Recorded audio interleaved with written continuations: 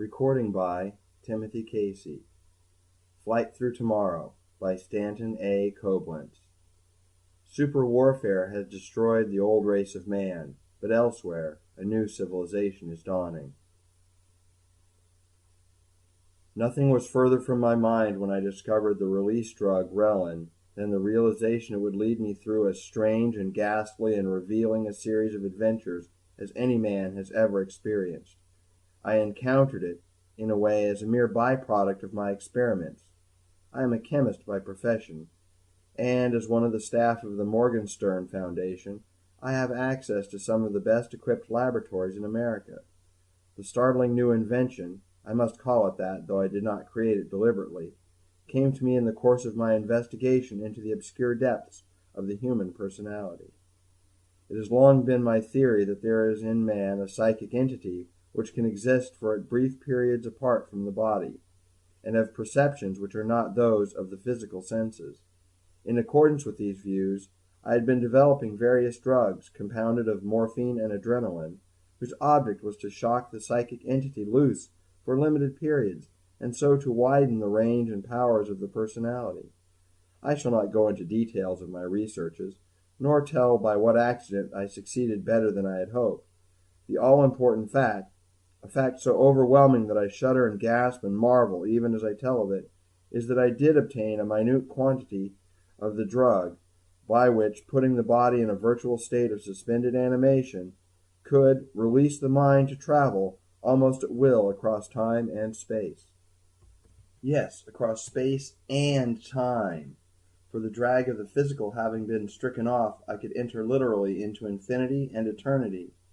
But let me tell precisely what happened that night when at precisely 10:08 in the solitude of my apartment room I swallowed half an ounce of Relin and stretched out myself on the bed, well knowing that I was taking incalculable risks, but that insanity and even death were by no means remote possibilities on the road ahead.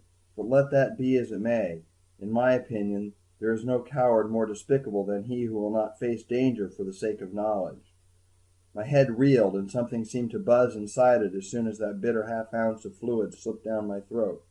I was barely able to reach the bed and throw myself upon it when there came a snapping as of something inside my brain. Then, for a period, blankness. Then a gradual awakening, that feeling of exhilaration one experiences only after the most blissful sleep. I opened my eyes, feeling strong and light of limb and charged with marvelous vital energy. But as I peered about me, my lips drew far apart in astonishment, and I am sure that I gaped like one who has seen a ghost. Were the familiar walls of my 2x4 room, the bureau, the book rack, the ancient portrait of Pasteur that hung in a glass frame just above my bed, gone, vanished as utterly as they had never been. I was standing on a wide and windy plain, with the gale beating in my ears, with rapid sunset-colored clouds scudding across the blood-stained west. Mingled with the wailing of the blast, there was a deep sobbing sound that struck me in successive waves, like the ululations of great multitudes of far-off mourners, and while I was wondering what this might mean, I felt a prickling of horror along my spine. The first of the portents swept across the sky. I say portents, for I do not know by what other term to describe the apparitions.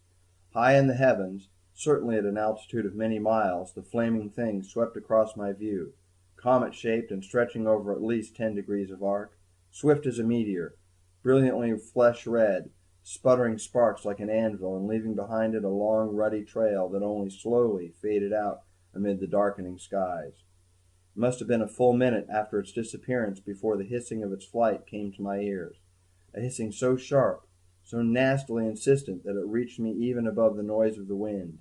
And more than another minute had passed before the earth beneath me was wrenched and jarred as if by an earthquake, and the most thunderous detonations I had ever heard burst over me in a prolonged series. Let me emphasize that none of this had the quality of a dream. It was as clear-cut, as vivid as anything I had ever experienced. My mind worked with an unusual precision and clarity. Not even a fleeting doubt came to me of the reality of my observations. This is some sort of bombing attack, I remember reflecting. Some assault of super monsters of the skies, perfected by a super science. And I did not have to be told the fact. I knew, as if by an all-illuminating inner knowledge, that I had voyaged into the future. Even as this realization came to me, I made another flight, and one that was in space more than in time. It did not surprise me, but I took it as the most natural thing in the world when I seemed to rise and go floating away through the air. It was still sunset time, but I could see clearly enough as I went drifting at a height of several hundred yards above a desolated space near the junction of two rivers. Perhaps, however, desolated is not the word I should use. I should rather say shattered, pulverized, obliterated. For a scene of more utter and hopeless ruin I have never seen nor imagined. Over an area of many square miles there was nothing but heaps and mounds of broken stone, charred and crumbling brick, fire-scarred timbers, and huge contorted masses of rusting steel, like the decaying bones of superhuman monsters.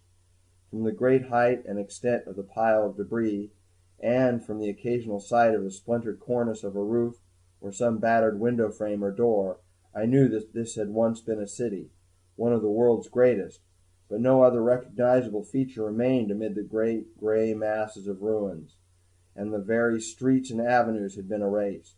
But here and there a tremendous crater, 300 feet across and 100 to 150 feet deep, indicated the source of the destruction. As if to reinforce the dread idea that had taken possession of my brain, one of the comet-like red prodigies went streaking across the sky, even as I gazed down at the dead city, and I knew, as clearly as if I had seen the whole spectacle with my own eyes, that the missile had sprung from a source hundreds or thousands of miles away, possibly across the ocean, and that, laden with scores of tons of explosives, it had been hurled with unerring mechanical accuracy upon its mission of annihilation. Then I seemed to float over vast distances of that sunset-tinted land, and saw great craters in the fields, and villages shot to ribbons, and farms abandoned, and the wild dogs fought for the wild cattle, and thistles grew deep on acres where wheat had been planted, and weeds sprouted thickly in the orchards, and blight and mildew competed for the crops. But though here and there I could see a dugout with traces of fire and abandoned tools flung about at random, nowhere in all that dismal world did I observe a living man. After a time I returned to a place near the ruined city by the two rivers, and in the rocky palisades above one of the streams I made out some small circular holes, barely large enough to admit a man, and borne onward by some impulse of curiosity and despair, I entered one of these holes and went downward, far downward into the dim recesses, and now for the first time at a depth of hundreds of yards I did at last encounter living men. My first thought was that I had gone back to the day of the caveman, for a cave-like hollow had been scooped out in the solid rock. It was true that the few hundreds of people huddled together there had the dress and look of moderns. It was true also that the gloom was lighted for them by electric bulbs, and that electric radiators kept them warm. Yet Dante himself, in painting the ninth circle of his Inferno, could not have imagined a drearier and more despondent group than these that slouched and drooped and muttered in that cavernous recess, seated with their heads fallen low upon their knees, or moodily pacing back and forth like captives who can hope for no escape. "Here at least we will be safe from the sky marauders," I heard one of them muttering, yet I could not help wondering what the mere safety of body could mean when the glories of man's civilization were annihilated. There came a whirring in my head and another blank interval, and when I regained my senses I knew that another period of time had passed, possibly months or even years. I stood on the palisade above the river, near the entrance of the caves, and the sun was bright above me, but there was no brightness in the men and women that trailed out of a small circular hole in the ground, drab as dock rats and pasty pale of countenance as hospital inmates, and with bent backs and dirty, tattered clothes, and a mouse-like nosing manner. They emerged with the wariness of hunted refugees, and they flung up their hands with low cries to shield them from the brilliance of the sun, to which they were evidently unaccustomed. From the packs on their backs and the bundles in their hands, I knew that they were emerging from their subterranean refuge to try to begin a new life in the ravaged world above, and my heart went out to them, for I saw that, few as they were, not more than 50 in all, they were the sole survivors of a once populous region, and would have a bitter fight to wage in the man-made wilderness that had been a world metropolis. But as they roamed above through the waste of ash and rubble, and as they wandered abroad where the fields had been and saw how every bush and tree had been seared from the earth or poisoned by chemical brews, I knew that their fight was not merely a bitter one, it was hopeless. And I heard them muttering among themselves, "We have not even any tools." And again, "We have no fuel left for the great machines." For they had lived in a highly mechanical world, and the technicians who alone understood the workings of that world had all been destroyed, and the source of power had been cut off. And power was the food without which they could not long survive. Unable to endure their haggard, hangdog looks and grim, despondent eyes, I went wandering far away, over the length and breadth of many lands, and nowhere did I see a factory that had not been hammered to dust, nor a village that had not been unroofed or burnt, nor a farm where the workers were humming on their merry, toilsome way. Yet here and there I did observe little knots of survivors. Sometimes they were half-clad groups, lean and ferocious as famished wolves, who roamed the houseless countryside with stones and clubs, hunting the wild birds or hares, or making meager meals from bark and roots. Sometimes 3 or 4 men with the frenzied eyes and hysterical shrieks and shouts of maniacs would emerge from a brush hut by a river flat. Sometimes little bands of men and women, in a dazed, aimless way, would go wandering about a huge, jagged hole in the ground, where their homes and their loved ones lay buried. I came upon solitary refugees high up on the scarred mountain slopes, with nothing but a staff to lean upon and a deerskin to keep them warm. I saw more than one twisted form lying motionless at the foot of a precipice. I witnessed a battle between 2 half-crazed, ravenous bands, with murder and cannibalism and horrors too grisly to report. I have observed brave men resolutely trying to till the soil, whose productive powers had been ruined by a poisoned spray from the sky, and I noted some who, though fields remained fertile enough, had not the seed to plant, and others had not the tools with which to plow and reap, and some who, with great labour, managed to produce enough for 3 or 4 mouths, had 20 or 30 to feed, and where the 3 or 4 might have lived, the 20 or 30 perished. Then, with a great sadness, I knew that man, having become civilized, cannot make himself into a savage again. He has come to depend upon science for his sustenance, and when he himself has destroyed the means of employing that science, he is a babe without milk, and it is not necessary to destroy all men in order to exterminate mankind. One need only take from him the prop of his mechanical inventions. Again there came a blankness, and I passed over a stretch of time, perhaps over years or even decades, and I had wandered far in space, to an island somewhere on a sunny sea, and there once more I heard the sound of voices, and somehow, through some deeper sense, I knew that these were the voices of the only men left anywhere on the whole wide planet, and I looked down on them, and saw that they were but few, no more than a dozen men and women in all, with 3 or 4 children among them. But their faces, unlike those I had seen before, were not haggard and seamed, nor avid like those hunting beasts, nor distorted by fury or famine. Their brows were broad and noble, and their eyes shone with the sweetness of great thoughts, and their smiles were as unuttered music.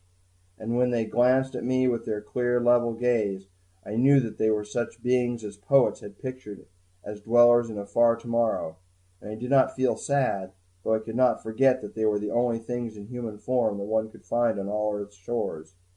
And though I knew that they were too few to perpetuate their kind for long, somehow I felt some vast benevolent spirit in control, that these most perfect specimens of our race should endure when all the wreckers had vanished.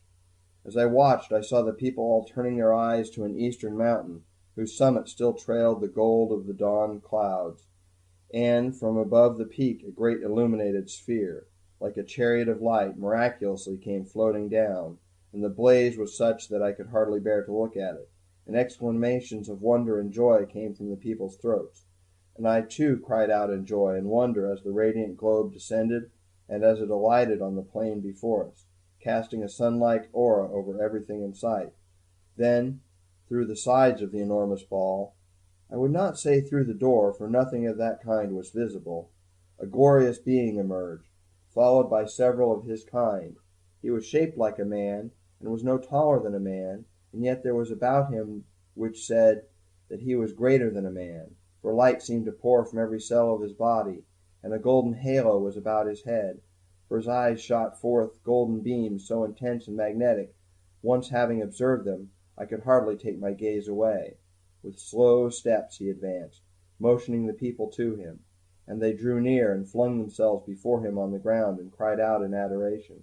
And I too threw myself to earth in worship of this superhuman creature, and I heard the words he spoke, and with some deeper sense I translated them, though they were not uttered in any language I knew. Out of the stars we come, O men, and back to the stars we shall go, that the best of your race may be transplanted there and survive through means known to us, and again be populous and great. Through the immense evil within the breasts of your kind, you have been purged and all but annihilated, but the good within your race has also been mighty, and can never be expunged.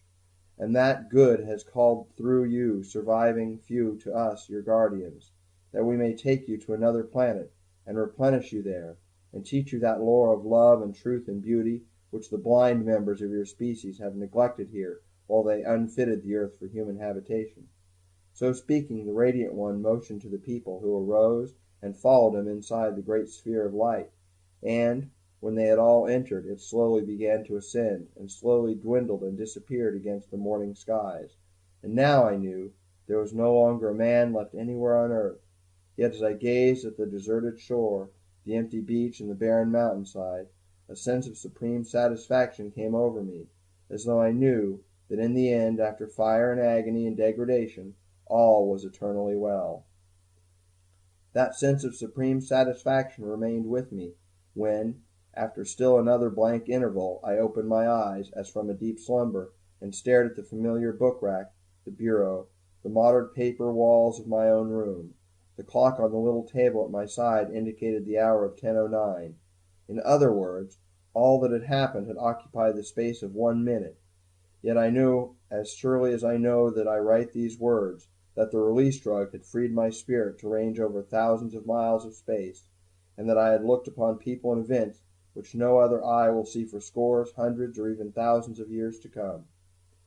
End of Flight Through Tomorrow by Stanton A. Coblentz. Recording by Timothy Casey, Modesto, California.